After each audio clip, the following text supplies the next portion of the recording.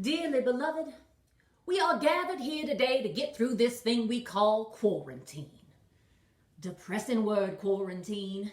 It feels like forever, and that's a mighty long time, but I'm here to tell you, there is something else. Stress baking.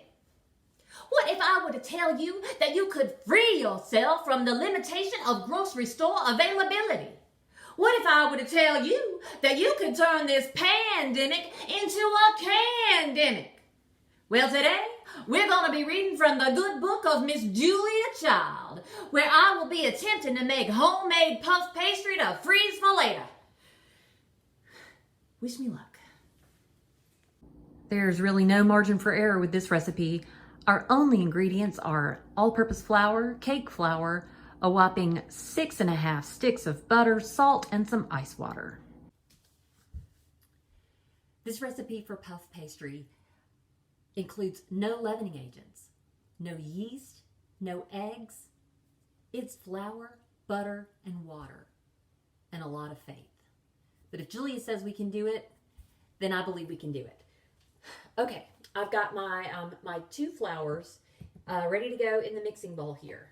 I have diced up all that butter into these teeny little cubes. And we need to keep everything really cold, and we need to work as quickly as possible. So I am going to dump all of this butter into the bowl, and then we're going to mix. Talking and cooking is hard, y'all. Anyway, here we go. I'm going to get this started with a little mix. Working quickly.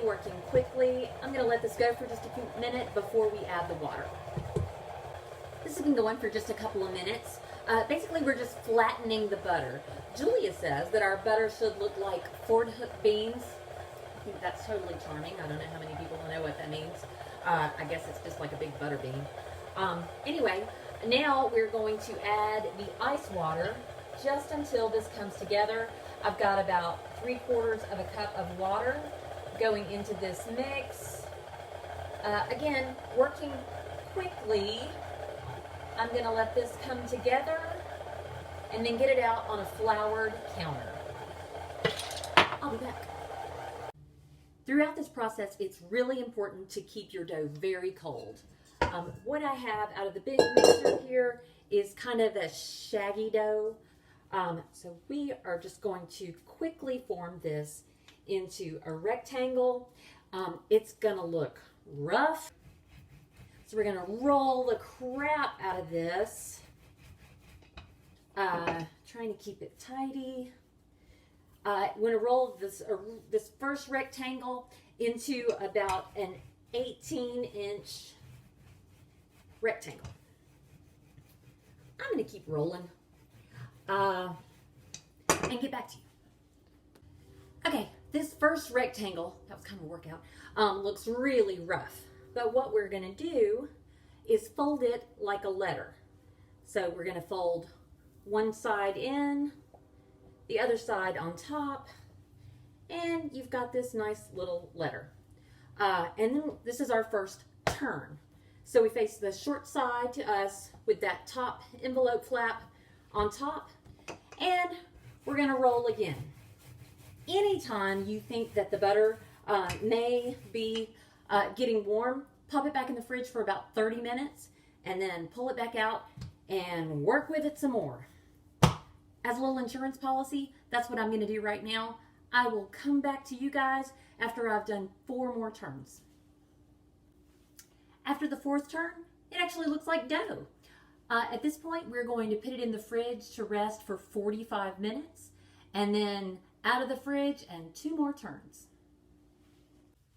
Well, I have this gorgeous dough that turned out quite nice, if I do say so myself.